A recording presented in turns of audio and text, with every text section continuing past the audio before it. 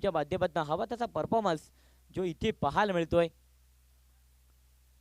दुसऱ्या बॉलवरती जरूर विकेट आले, परंतु घडतंय काय, न्यू बॅटर मैदानाच्या आतमध्ये दाखल झाले होते आणि टक्कन असा आवाज आलाय, ऑन साईडला भिरकावून दिलाय षटकार.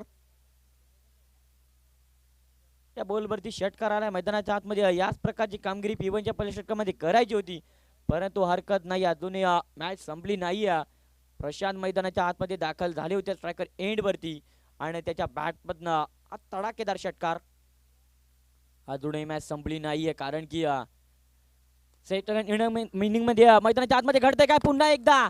यस, पुन्हाशी एकदा झेलची संधी उपलब्ध झाली होती, परंतु इथे घडतंय काय तर चुका चुका आणि चुका आणि चुकीला माफी नाही आहे.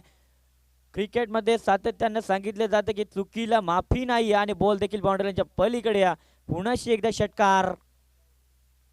जर तरला महत्व नाही आहे, जरूर मैदानाच्या आतमध्ये टॉप ऑर्डरचे फलंदाज दाखल झाले होते, त्याच्या बॅटमध्ये धावा येत नव्हत्या, परंतु घडतंय काय तर एक वेगळं चित्र जिथे बनलं गेलाय. बॅटिंग करत असताना पुन्हाशी एकदा, यस, पुन्हाशी एकदा बॅक टू बॅक. हा तिसरा धमाका बॅटर प्रशांत बॅटमधनं तडाखेदार षटकार. तिसरा धमाका आलाय.